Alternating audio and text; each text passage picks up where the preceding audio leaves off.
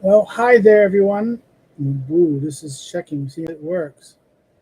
Hi there. Just checking to see if this works. We got this. Happy 4th of July. I think I did something completely messing around earlier. There it is. Killed that.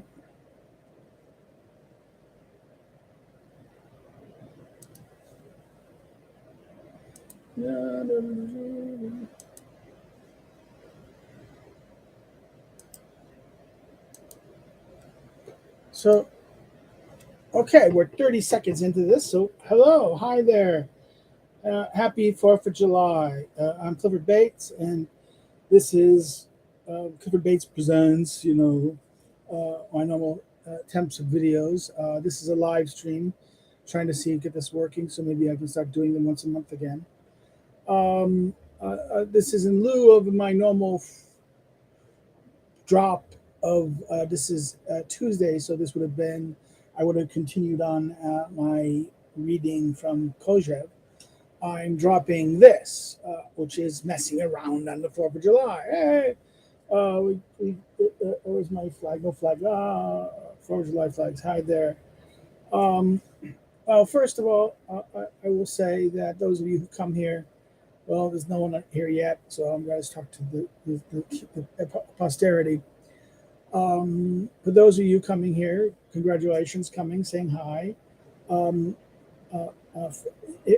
This is a recommendation to subscribe and get other people to subscribe as well. Wouldn't hurt to do this to grow a little bit. What am I doing today? Well, today's the 4th of July, or as they say, Happy Lee Resolution Day. I was going to talk about themes or aspects that arise on this question. And we want to celebrate American independence, so we're celebrating things. One of those interesting things would be looking at put up here, why not? What some people I know put together a reader, a volume that is dedicated to the day, Independence Day, 4th of July. It's part of what is it? It's Leon Cass and Amy Cass. So Proudly We Hail volume, which was a kind of reader dealing with American specific culture, American political culture, and they make a specific day, the calendar book volume for Independence Day, the American calendar. Their editions called the American calendar, which celebrate different days of the American civic life. And it has, like he says, the Independence Day or origin traditions, Woodrow Wilson's thing, Meaning of Liberty, Calvin Coolidge's speech on the thing, a speech by Roosevelt in 1942, and Ronald Reagan's What the 4th of July Means to Me. Then there a discussion of the Declaration, historical documents and things of the time, some songs about the songs of the Revolution, which has some of the songs of the time,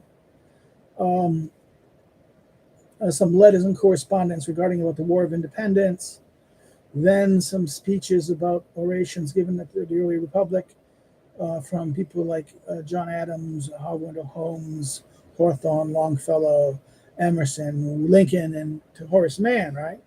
And then a continuation of the More Perfect Union, some speeches by other people, raising from Emerson, Frederick Douglass, Langston Hughes, Abraham Lincoln, Katie Stanton, Anna Howe Shaw, Martin Luther King, and then James Russell Lowell.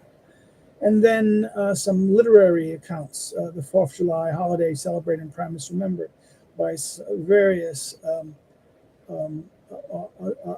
poets and novelists. Williams, Cullen Bryant, Walter Whitman, Daniel Webster, Walt Whitman, Sarah Josephia Hale, Walt Whitman, three Walt Whitman things, right? Mark Twain, O. Henry, Samuel Francis Smith, My Country 'Tis to Be, right? Sarah Jessel Sarah Owen Jesuit, John Updike, and Walter Berry. And so there's the kind of thrust of what in the reader, why I put it up there and put up there. We could always say we should read the Declaration of Independence. I don't know. Everyone is. This is. I think the Declaration is overstated. I mean, the real event, that Declaration is more just. It was not. I mean, this is the whole point of the Declaration. Is it a legal document? I think what happens is Lincoln and what Lincoln does with it, it turns it into kind of a quasi-constitutional document. But it's not a constitution. It's merely a declaration of an act of the Continental Congress, which is the Lee Resolution. The Lee Resolution is the legal instrument, the instrument of the Congress. And what is the Lee thing? Is basically the resolution to resolve from the country. Resolve. What is that? What is it? As I said, what was the Lee Resolution? I always get in trouble with this because my Claremont friends always want to give me that. But Lee Resolution is straightforward. Resolve that these United Colonies are and of right ought to be free, independent states, that they are absolved from all allegiance to the British Crown, and that all political connections between them and the state of Great Britain is and ought to be totally dissolved. That it is expedient forthwith to take the most effective means of forming alliances, that a plan of confederation be prepared and transmitted to the respective colonies for their consideration and appropriation. So the first is the declaration of separation from Great Britain. Second is the formation of alliances. And the third aspects of this thing is that a confederation be proposed, a plan of confederation, constitution, a constitution of confederation of the Union of States. So that's it. That was the Lee Resolution. It was signed, I think, by a day earlier. But the Declaration is the day that the thing is that this is set forth. We make the Declaration have to be some kind of formal act. The idea of signing Declaration was just to show the support of this. It is not a legal document in this fundamental sense. It is not a contract. It is not a covenant. Even people make it. People try to present it as though it is a covenant, something in a contractual, covenantal sense. But no, it is simply just a proclamation of the Congress announcing the resolution, the success of the Lee Resolution, at least the declaring of independence. 1/3 of the Lee Resolution in that sense. The Lee Resolution is much more important because it sets forward the Declaration itself. Just gives the justification, public justification of why it is. It is not the act. It is not the act itself of independence. It is the public justification for it. So therefore, it is not therefore legal. It is presented like a divorce. It is like a bill of divorce, where you have the general principles presented first, and the bill of particulars, the particular incidents justifying, and then the summary at the end is the succession of this relationship. As the Declaration is very much a legal document in the sense of a pronunciation. It takes the form. Okay, it's not a legal document. It takes the form of an act of separation.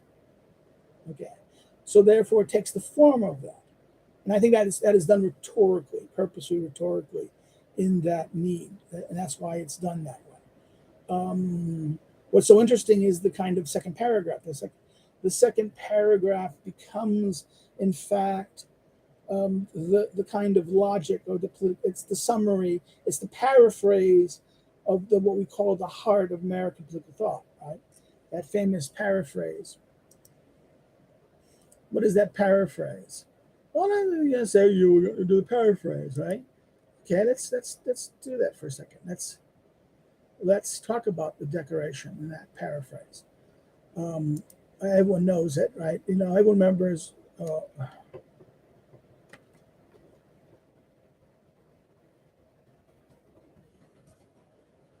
Come on, let's do this. Yay.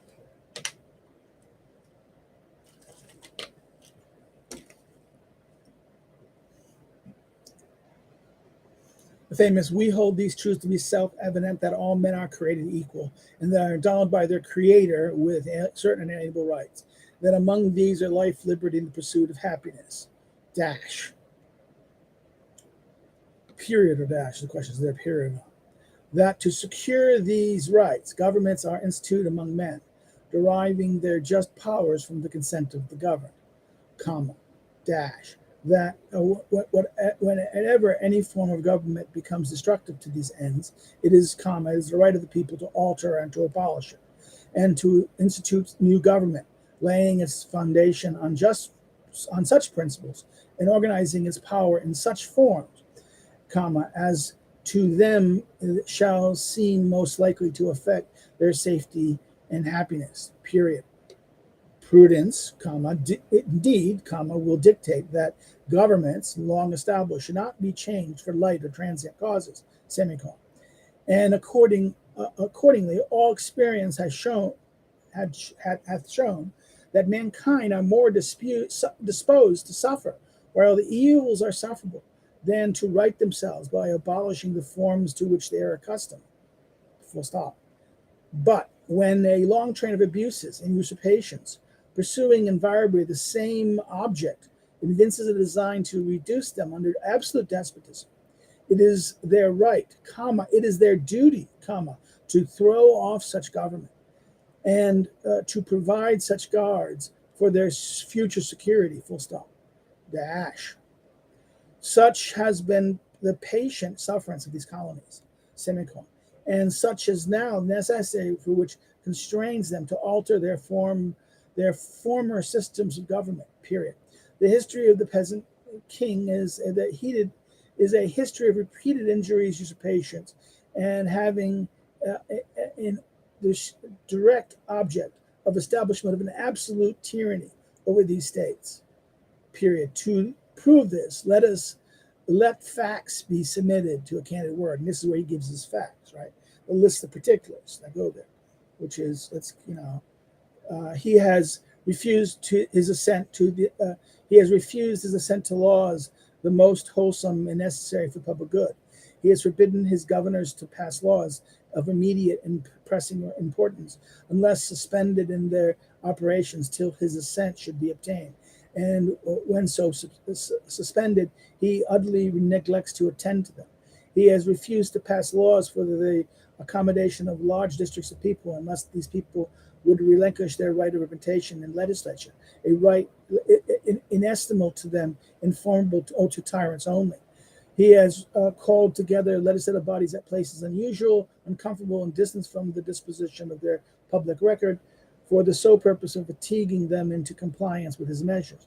He has dissolved representative houses repeatedly for opposing with manly firmness his invasions on their rights of the people. He has refused for a long time, after such dissolution, to cause others to be elected, whereby this legislative power, incapable of annihilation, have returned to the people at large for their exercise. The state remaining in the meantime exposed to all the dangers of invasion from without and convulsions from within. He has endeavored to prevent the population of these states for the purposes of obstructing the law for naturalization of foreigners, refusing to pass others to encourage their migrations hither, and raising the conditions of new appropriation of lands. He has obstructed the administration of justice by refusing assent to laws for establishing judicial powers. He has made judges dependent on his will alone for the tenure for their offices and the amount and payment of their salaries. He has erected a multitude of new officers. He has sent swarms of officers to harass our people and to eat out their substance. He has kept among us in times of peace standing armies without the consent of our legislatures. He has affected to render the military independent of and superior to the civil power. He has combined with others to subject us to a jurisdiction foreign to our Constitution and unacknowledged to our laws, given his assent to their acts of pretended legislation, for quartering large bodies of armed troops among us, for protecting them by mock trial from punishment for any murders which they should commit on the inhabitants of these states, for cutting off our trade with all parts of the world, for imposing taxes on us without our consent, for depriving us depriving us in many cases of the benefit of trial by jury, for transporting us beyond seas to be tried for pretended offenses, for abolishing the free system of English law in the neighboring province, establishing therein an arbitrary government, and enlarging its boundaries so as to render it at once an example and fit instrument for introducing the same absolute rule into these colonies, the so-called Quebec Act, after the conquering of France, the Quebec Act to govern the Quebec territory, and the idea was going to expand that into North America, for taking away our charters, abolishing our valuable laws, and altering fundamentally the forms of our governments, for suspending our own legislatures, declaring themselves invested with powers to legislate for us in all cases whatsoever. He has abdicated government here by declaring us out of his protection and waging war against us. He has plundered our seas, ravages our coasts, burned our towns, and destroyed the lives of our people. He is at this time transport large armies of foreign mercenaries to complete the works of death, destruction, and tyranny already begun with the circumstances of cruelty and perfidy scarcely paralleled in the most barbarous ages and totally unworthy of a head of a civilized nation. He has constrained our fellow citizens, taken captive on the hard sea to bear arms against their country, to become the executioners of their friends and brethren, or to fall themselves by their hands. He has excited domestic insurrection among us, has endeavored to bring on the inhabitants of our frontiers the merciless Indian savages whose known rules of warfare is an undistinguished destruction of all ages, sexes, and conditions. In every stage of these oppressions, we have petitioned for redress in the most humble terms. We have repeated petitions, have been answered only by repeated injury. A prince whose character is thus marked by every act which may define a tyrant is unfit to be the ruler of a free people. Nor have we been wanting in our attentions to our British brethren. We have warned them from time to time of attempts by their legislature to extend an unwarranted jurisdiction upon us. We have reminded them of the circumstances of our immigration and our settlement here. We have appealed to their native justice and magnanimity. We have conjured them by the ties of our common kindred to disavow these usurpations, which would inevitably interrupt our connection and correspondence. They too have been deaf to the voices of justice and consanguinity with the blood, right? We must therefore acquiesce in the necessity and which denounce our separation and hold them as the rest of mankind, enemies in war and peace friends. So we denounce which denounce our separation and hold them as we hold the rest of mankind, enemies in war and in peace friends.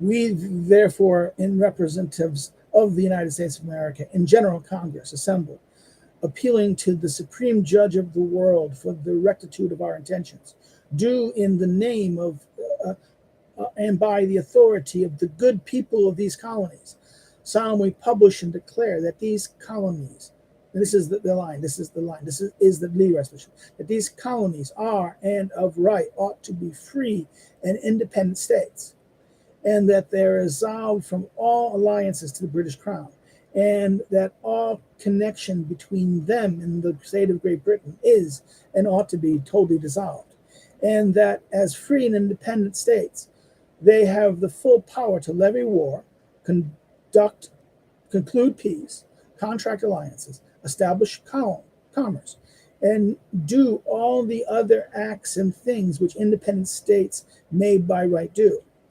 And for support of this declaration, with a firm reliance on the protection of divine providence, we mutually pledge to each other our lives, our fortune, and our sacred honor.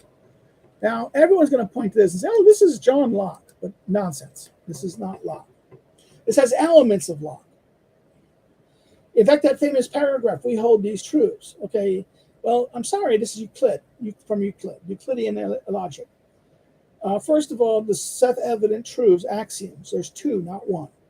The Lockean perception is one axiom, that is equality.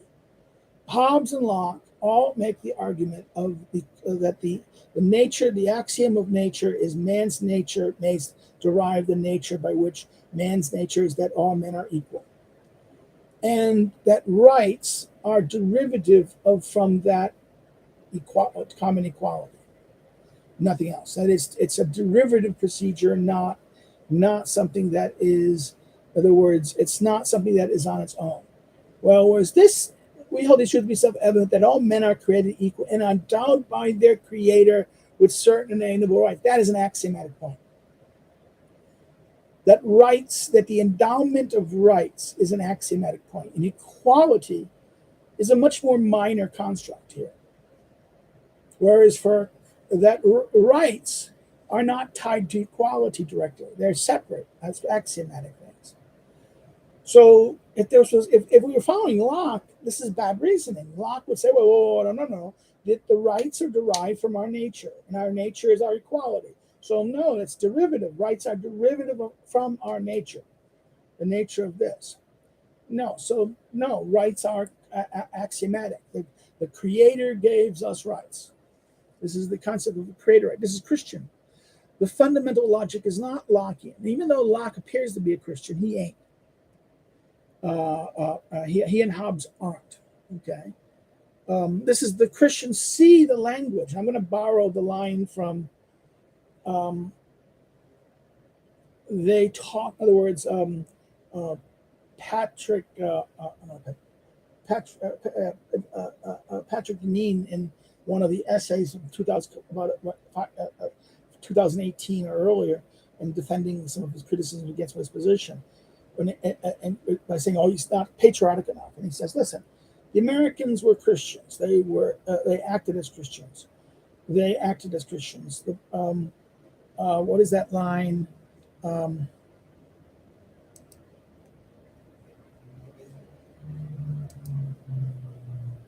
They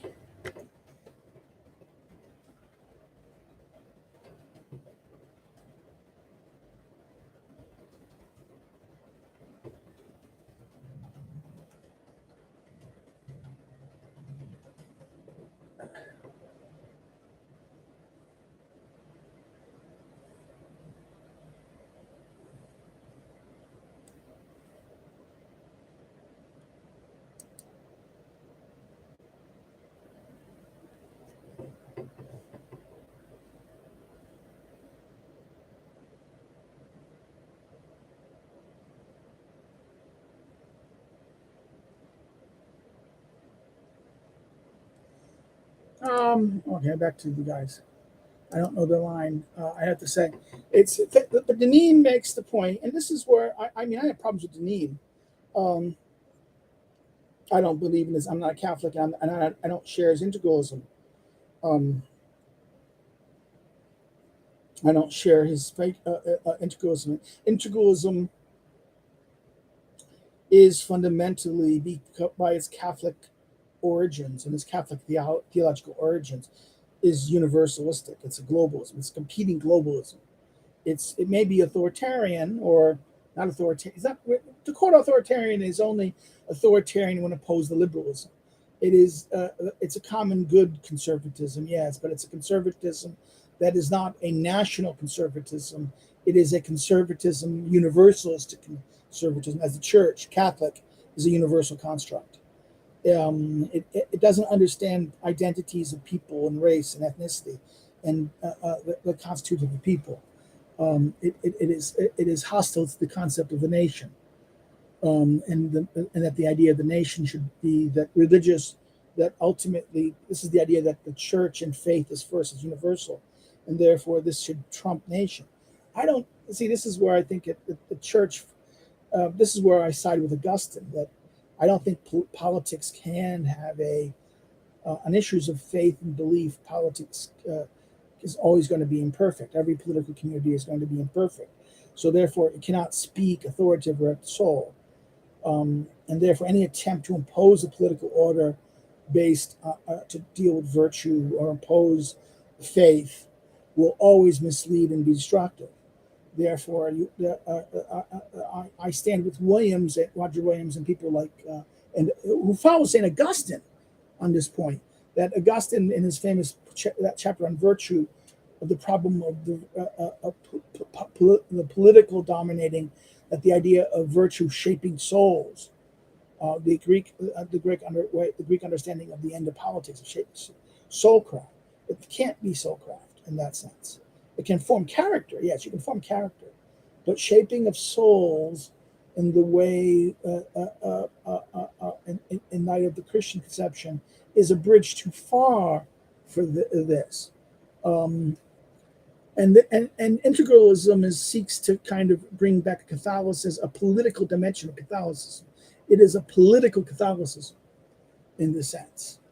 It is to give the church a political form, and give it the sword of the secular sword. This is where Augustine is kind of weary about that. There's two cities, the city of God and the city of man, and that these two cities are separated in this fundamental sense. That's why Augustine is a very interesting character. One of the people I've always been. It's very difficult to the translations of him in Latin are hard. I think Emil, what was this one? There's one recently done by here. So the old ones are okay. Dyson's one that's here it's reasonable, but it's a little modern. It's a little reasonable. There's always one that capped as a one done in the 1940s that's okay, but the language is antiquated, and I think it gets certain aspects wrong because of certain understandings of certain Latin terms, or even better understandings of this. And the changes between how things, we have certain new understandings caused by Heidegger, understanding of the Greeks on their own terms that show the disconnect between the Latins and the Greeks on certain fundamental concepts. And thus, Augustine is trying to go redo Plato, but does so in Latin, and therefore perhaps misrepresent him or misframe him. But again, the decoration is a very interesting point on this point. The Deneen crowd, I think, is right on this, that Locke is not our ally. Locke is very much not an ally. And if we look at, and this is where I stand with Kendall and what Kendall did, which George Carey continued, but it was also with Lutz and Lentz. Lutz and Heinemann both did this also, looking at the early charters, the early colonies. Kendall's Vanderbilt lectures, which became a fundamental analysis of looking at the initial charters of the colonies. And if you look at this, you see that there's a Christian political thought that's pre-Lockean, that predates Locke. It inherits from the common law. It inherits from the English common law tradition of being through corporation law. The charters that create them are corporate charters that are under English law. It brings us the religion of the Protestants, the Protestant Christianity that came to North America. So it is, yes, Protestant Christianity, but also English institutions. This is why the second chapter of the first volume, first part, second chapter of Tocqueville Democracy in America is where he gives us the point of departure. He gives the point. I think this is, for the most part, correct. He overstates religion. He overstates the Protestant religious aspect of it.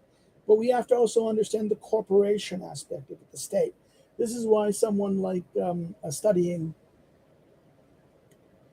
oh, come on, Maitland, his state as corporation, and the understanding of this, that if you understand that the colonies and corporate charters are the basis by which the states of the United States form, that this is the creation of the structure. This is why the rights of citizen were rights of corporate charters, in a sense, that the deliberative bodies that are created were boards, and so to the offices were offices of a corporate charter.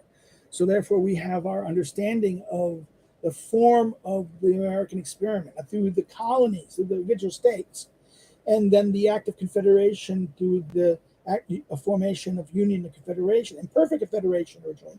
As remember, it was a product. Remember, the Articles of Confederation was simply just putting on paper what was done ad hoc to the two continental congresses, and then the failure of that process. I mean, the war itself, the War of Independence, proved the disaster of that structure, that process.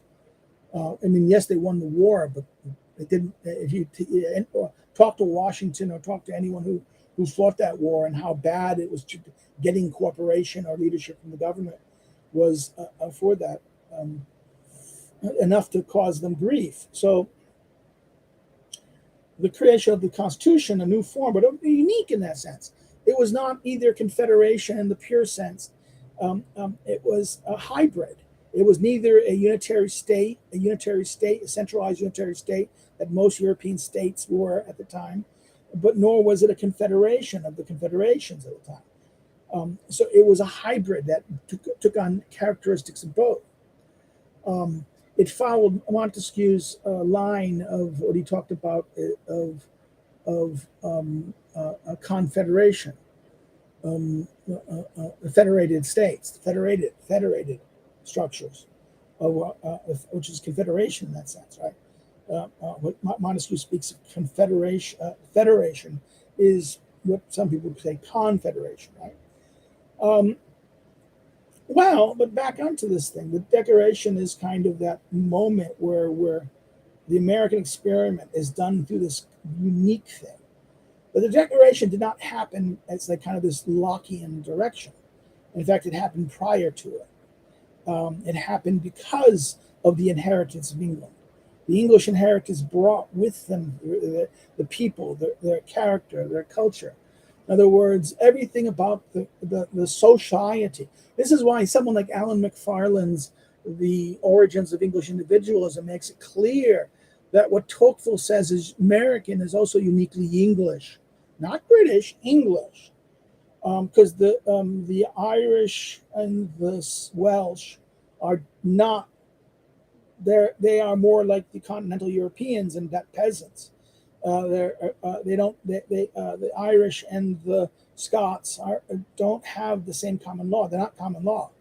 They don't have the rules. The English have a bar from Magna Carta onwards in even area, a distrust of the putting someone to the question, a judicial rule of questions barred in England. Where in Scotland, even till the time of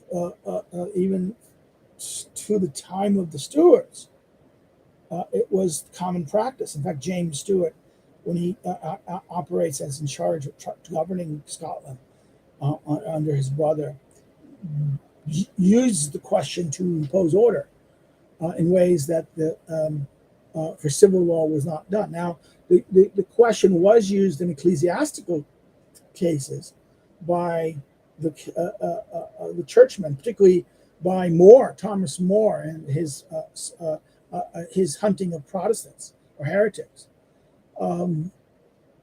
This is why I can never take that the man of all seasons nonsense of Thomas More. He was a hypocrite.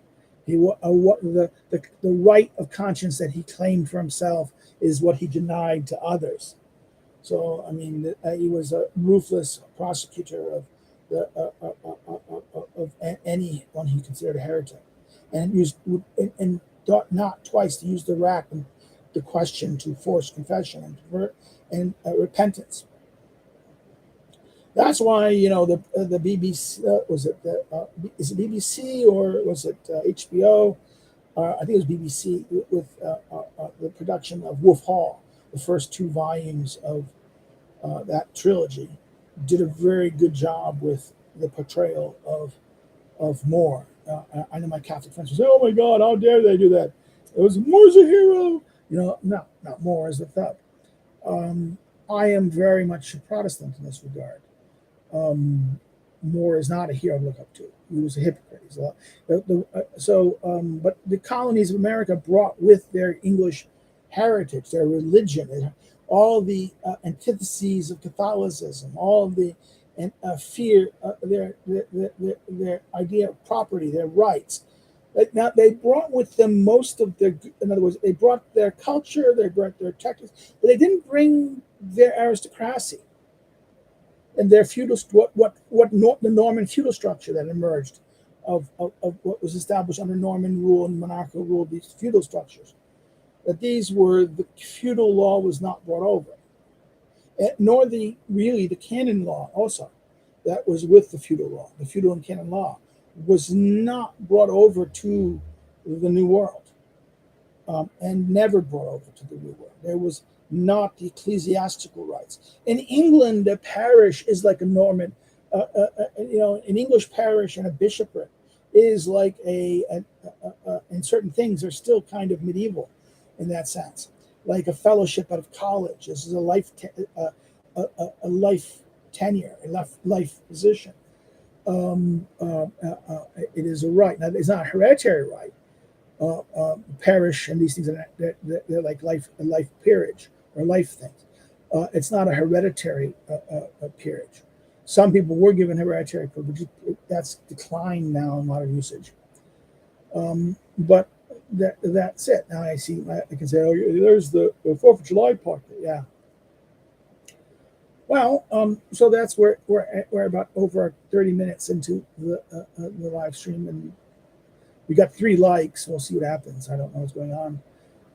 So this is again the 4th of July, 247th, 3 more to 250th.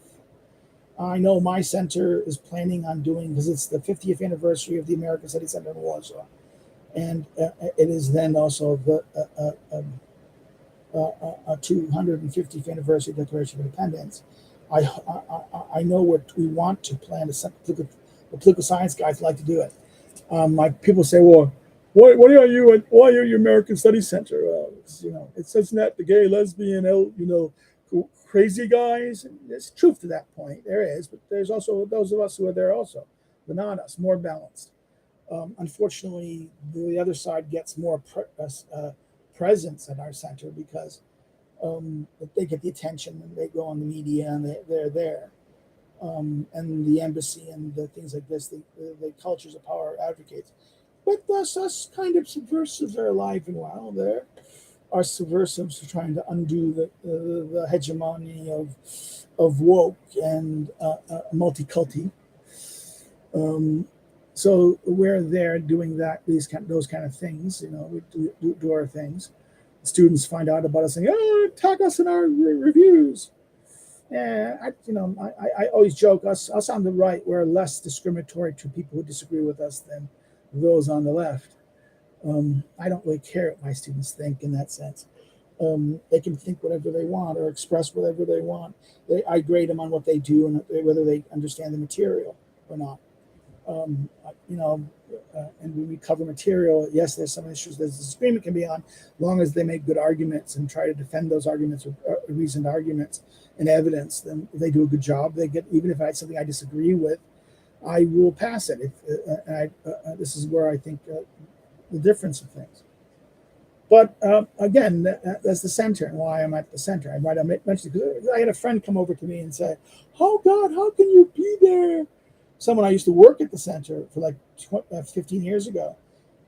He went out to work in finance, and he comes. I saw him for the first time in a couple of years. But he goes to trips to Israel all the time with his friends because he's religious. He's a Pole. He's very religious. Not Jewish, but he's kind of a Catholic, charismatic. and as very philo-Semitic. And he was back here, and he was coming to see me for the first time at the new place, at the new apartment, and voila, we got into discussion about the center, and he go, oh, it's disaster. It's like, and I said, yeah, they're there, but the other departments are worse. Political sciences is bad in that sense. It's a little more crazy. Um, um, um, so what? But again, why am I talking this nonsense? Well, this is about what I do, what I do here. I talked about the Declaration, Locke. We talked about separate because 4th of July, right? I want to talk about Deneen a little bit more because I think Deneen is right on this point, where I disagree with him on integralism. He's right about the problem of Lockeanism. Lockeanism is like HIV, and it destroys once you adopt the system adopts it. Because what happens is you forget your Christianity. In other words, the Christians who saw Locke as an ally embraced the language, and what happened was the meaning of the language over a sudden the Christianity is done away with, and the liberalism remains, and it destroys the immune systems, the things that in other words, the healthy immune systems that to ensure the survival of the society. Christianity provided the pre-world, the pre-modern structures. Those pre-modern structures built all the immune systems, the health of the system. And what the liberalism does is it takes away, it removes the immune system's ability to, because the immune system is seen as repressive, destructive of individual freedom and individual rights. And therefore, this is what I was talking about. And if you go look at the readings of a couple weeks from now, when I talk about the authority of the Father, and because they were supposed to be, today we're going to do one of these things, part of a continuation. The authority of the Father, right? The authority of the Father. The modern liberal word gets rid. The modern liberal, i.e., constitutionalist, he called it, Kojam called it, does is it partitions the authority of the Father. It, as he will say in the part 2, it kind of amputates it. And once amputated, it doesn't have a system to defend itself. This is Kojev's analysis of this. I think, I'm a little less willing to say that. No, I think he's right. And this might be true. This is the problem of liberalism in a sense. I don't think America has completely lost its way. Yes, a great deal of it, America has lost its way, has lost its thing, has lost its money, but it's still there. So it's the difference between that Jason Aldean song "Flyover States" perfectly hits this. That the flyover states are the places where that's where America is. This is where the things are really okay. And yes, the federal government and liberalism and the elites, the bi-coastal elites and their allies and their controlling of who's going to be and their use of federal power and the courts to kind of impose a homogeneity to destroy localism, destroy their local communities, and impose local communities through big business, big government, big law, big entertainment,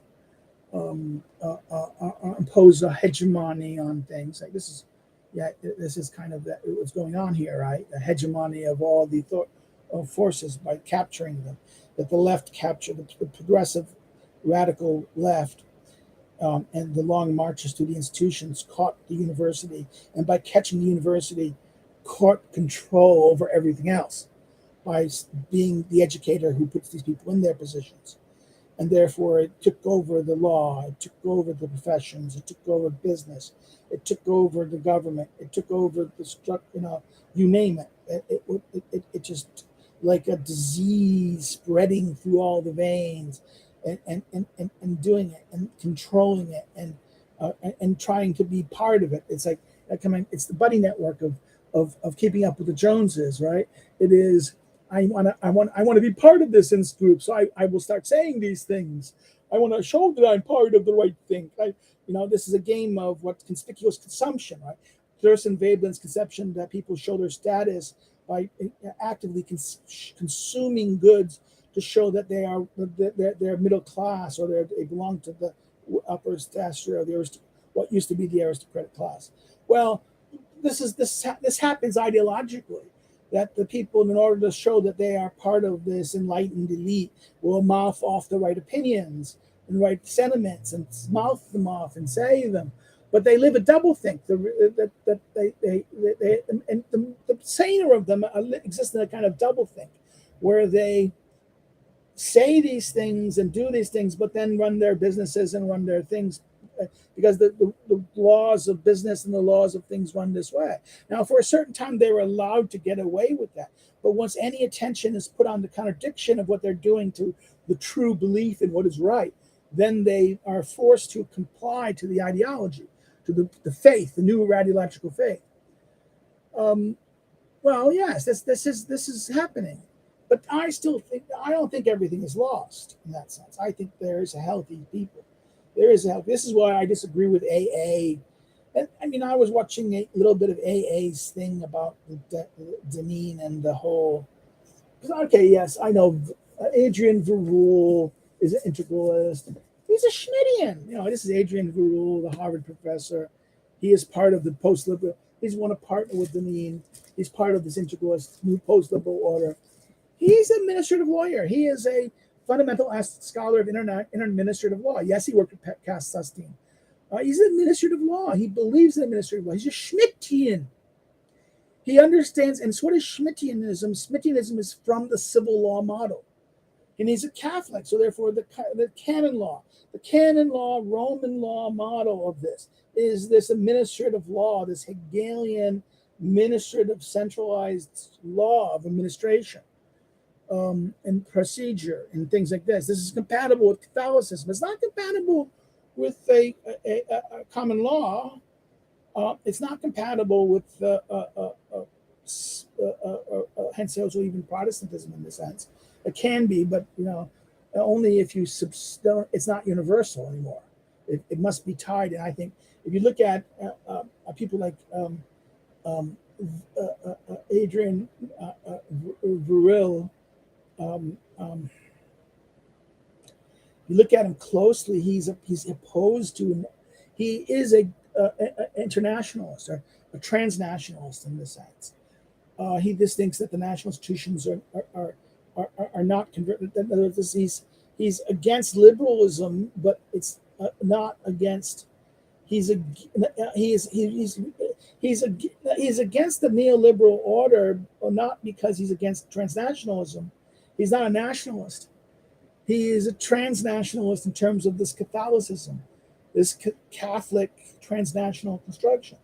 The integralism is a transnational global alternative, as is Putin's dream of Eurasia. Eurasia is not a nationalist identity. Anyone who thinks Putin's defense of nation states is fucked in the head. No, what Putin is doing in his dream is trying to revitalize the old Tsarist pan-Slavic dream of empire, not of nationhood. It's a globalism. It's an alternative globalism against liberalism.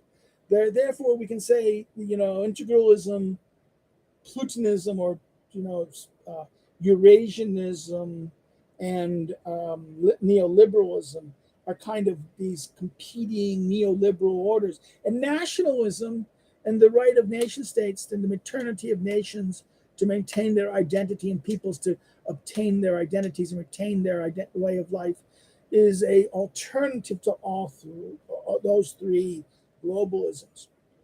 And some say, oh, this is localism. Well, it is globalism versus localism. In other words, this is the communities, our way of life, our people. A people. Who is the people? Who are we? Now, this is where I kind of disagree with someone like Patrick Casey. I think he's too racially white. Now here I agree with Eric Kaufman. Even though I'm a big fan of someone like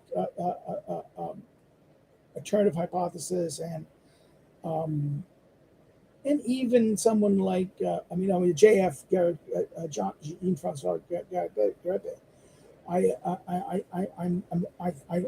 agree with a lot of his things, but JF I think misses the point about he's too much of a Dawkinist. He doesn't understand group selection. I think group selection is a real thing. I think it's an emergent structure out of sexual selection, natural sexual selection. Sexual selection, which this is right, I think is right, but there is the next level of sexual selection, which is group that you try your kin group sacrificing their interest for your cousins and those people who share your same genetic interest. So therefore, second cousin, third cousins may sacrifice for that the inheritance of that. So okay, that is still an ethnic and tie. Now, also, what is through there is also integration. Now, this is as long as the dominant genetic pool stays. I mean, this is the whole thing about genetics: is purity dies. Purebred things become dumb and sick. Incest is death. There is genetics is you seek the whole nature of evolutionary structure is get biodiversity within the organism. So this is not racially excluding other groups from entering into your gene pool is not. I mean, you can create a nation. A nation comes from people who get together, they intermarry, they form an identity, they shape a character. Therefore, the genetic and the social, this is a chicken egg. In other words, it's not the environment, the political framework and the human genetic framework, the choices we make and the choices which we can impose on biology that limit the choices or give us choices of mates and things like this. Define our identity, combine together to define the identity. In other words, evolution is a process of choices being made, but those choices can be determined by political considerations and considered actions, not in kind of like we call eugenics in that sense. It's a limited eugenics in the sense that we want to have citizens marry former citizens, and those like this marry to have fellowship and association with each other, and that they should be we should share a common stock and a common identity. Now, racial differences may bring up questions, and there's going to be a preference for one's own race. Yes, that is natural. The preference for one's own, that is always within aspects of human nature. Well, that's the nature, and that's the thrust of what's going on. Well, I'm going to stop. This is. We went on a long trip here. We saw Declaration of Independence. I then try to deal with my criticism of Locke, and I brought in Deneen's famous line that the founders were talked Lockean. They used the Lockean language, but in the Declaration. But the Declaration itself is not really Lockean. It doesn't follow. It has some themes that sound Locke, but those same themes were Locke expropriated them from Milton. Locke expropriated from a whole tradition of English writers that came before him. One of them I have over here is Hooker. Hooker's not Hooker. He expropriated Hooker's language and pretend he's agreeing with Hooker, or Hooker's agreeing with him. Then there are other various authors, Coke, the English law Coke, and then the whole English tradition of people like, well, Fortescue is a little more complicated, but even that. But no, Hale,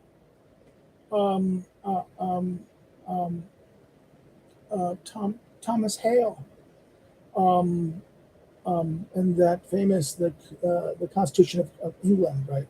The Republica in England. There's this whole tradition. David Starkey does a great job explaining this whole tradition of this thing in his recent videos that I think is excellent. to explain this English tradition of this thing.